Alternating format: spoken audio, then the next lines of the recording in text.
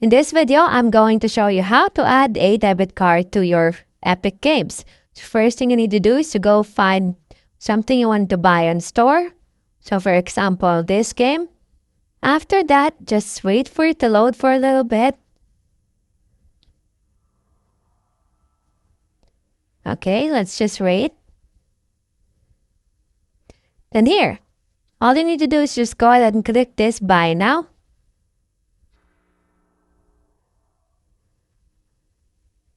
Now it's loading your order.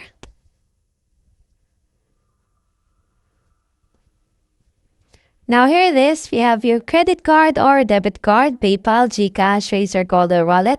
To be able to add a Visa gift card, all you need to do is to click this credit card. You have your card number, name on card, expiration, CVV, and this is what a Visa gift card actually do look like. This thing.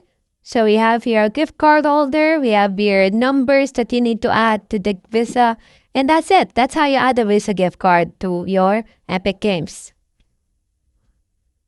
Stop.